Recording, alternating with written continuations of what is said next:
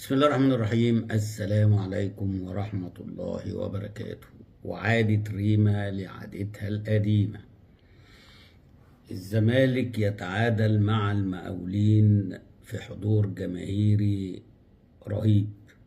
يعني أول مرة أشوف المدرج بتاع نادي الزمالك مليان بالشكل ده، ولو في أعداد أكتر، يعني لو في مساحة أكتر لتذكرتي، اعتقد ان جماهير الاهلي والزمالك هتملى الاستاد، بس هما يدوم الضوء الاخضر ويوسعوا شويه كده، بدل ما هما 15 20 يخلوها 25 30.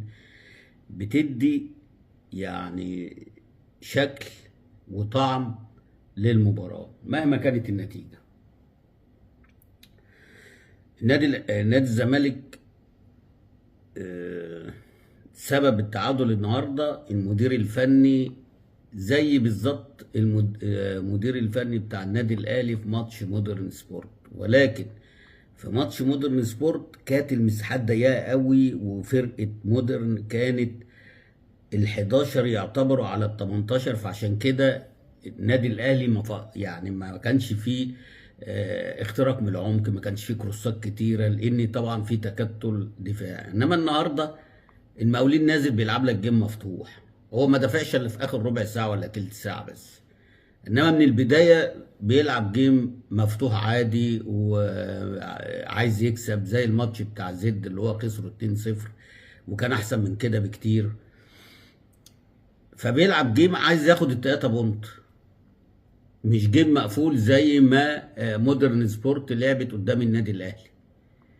ولكن العبقري اللي ماسك نادي الزمالك، على فكره الاتنين مدربين سواء بتاع الاهلي او بتاع الزمالك على باب الله، والله العظيم اتنين مدربين على باب الله. لانك انت الماتش اللي فات كسبت يا عم معتز اينو بسبب انك الشوط الثاني في اخر نص ساعه عملت تغييرات اللي هو سيف فاروق جعفر ومش عارف عبد الحميد معالي وكايد، ونزلت الشباب، فالشباب عمل حيويه، مع انك بتلعب فرقه اقوى مع كل الاحترام من المقاولين، ولعيبه عندها خبره اعلى من لعيبه المقاولين، وكانوا نازلين ان هم عايزين يكسبوك. لما انت غيرت الواجهه بتاعت العواجيز اللي سايبهم في نص الملعب اللي بيلعبوا، اقسم بالله لعيبه شركات.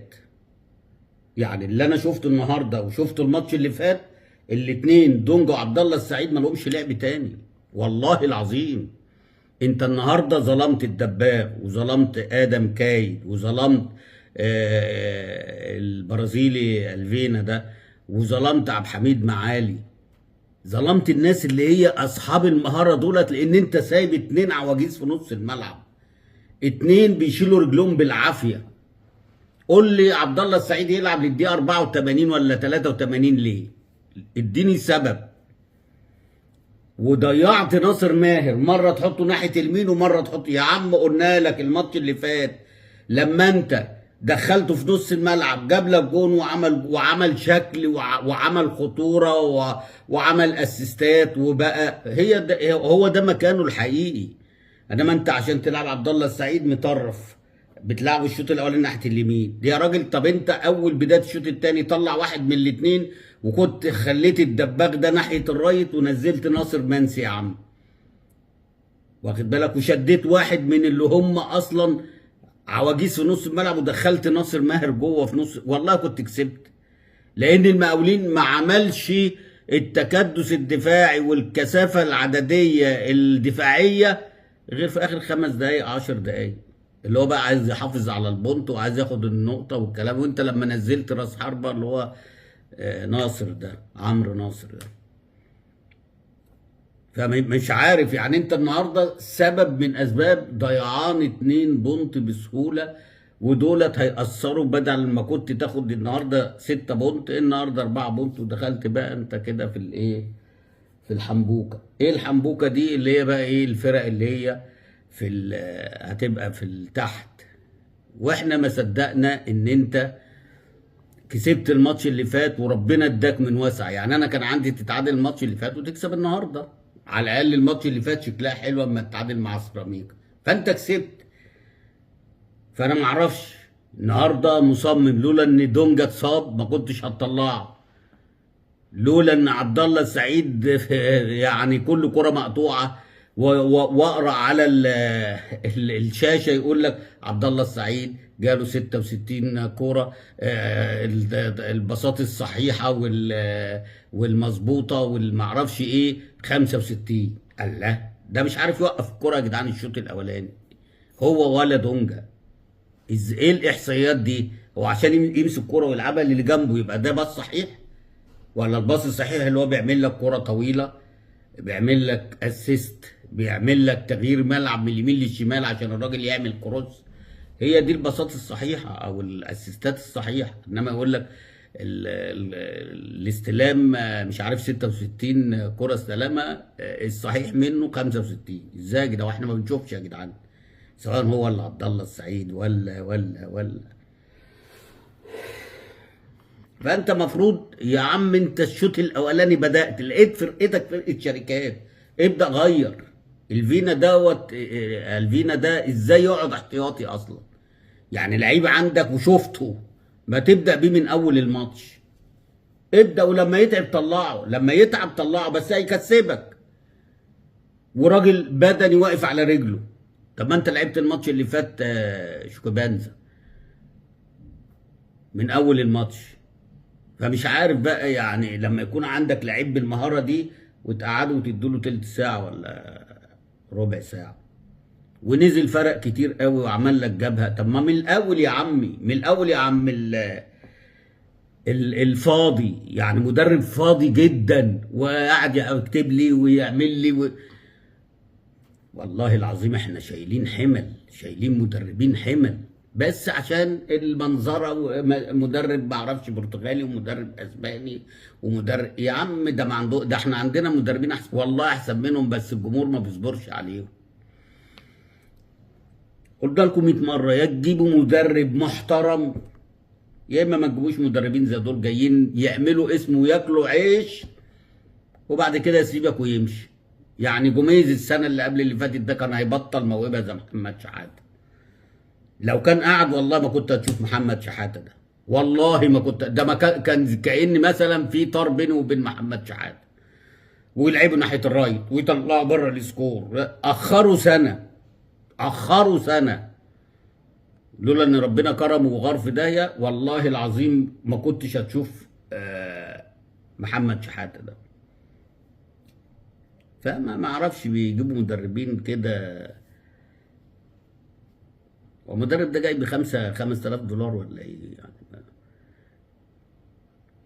لما يبقى عنده اللعيبه المهاريه دي كلها وبيقعدها لعبد الله السعيد ودونجا مش عارف يعني، مش عارف. وقلنا لك الماتش اللي فات انت كسبته عشان نزلت صفر وجعفر وعبد الحميد معالي وادم كايد. ادم كايد النهارده انت هو والدباغ النهارده ممكن تكون النهارده قضيت عليهم عشان البطء اللي في نص الملعب، عشان الكرة اللي هي المفروض بتتحول بسرعة في فرقة زي المقاولين كانت فاتحة مساحات، ولكن العجزة اللي في نص الملعب مش قادرين يمسك الكرة ويرجعها. يقول لك باص صحيح، يمسك الكرة ويرجعها باص صحيح، يمسك الكرة ويلعبها بالعرض باص صحيح. الكرة اللي بيعملها يا طويلة يا إما أوفسايد.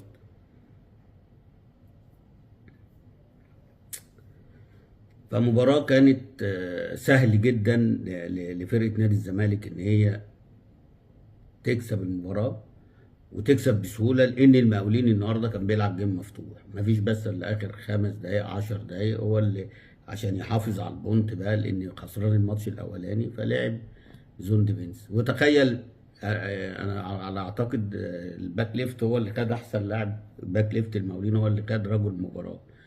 يعني ما كانش في حد في الزمالك يستاهل ان هو يبقى رجل مباراة باستثناء محمد شحاته وباستثناء الفينا اللي نزل البرازيلي ده. لو نزل بدري شويه والله كان خد نجم المباراة على الكرة اللي هو رقص فيها وعدى وعمل لك قلبان ده. لو نزل بدري شويه كده، بس طبعا هينزل ازاي وكان عبد الله السعيد في الملعب وهيبقى دونجا في الملعب؟ ما هم برضو قضوا على ادم كايد النهارده وقضوا على الدباغ النهارده، لان هم بيلعبوا من اول الماتش والتانيين بيلعبوا ميتين، مفيش فرصه ضاعت النهارده، مفيش فرصه، كلها ضربات ركنيه وتطلع تك تك تك. الفرصه الاكيده اللي هي الاخيره بتاعت الونش اللي عملها له محمد شحاته. وطبعا كابتن محمد مكي عامل مباراه كبيره والله، بيلعب جيم مفتوح. اللي يقول لك جيم مقفول ده يبقى راجل ما بيتفرجش على كوره، لان الراجل كان في طموحات انه يخطف جول، فعشان كده ما كانش موقف فرقته ال90 دقيقه ورا. ده هو بيلعب عادي وبيهاجمك عادي، بيروح عادي طول الشوط الاولاني ونص الشوط الثاني.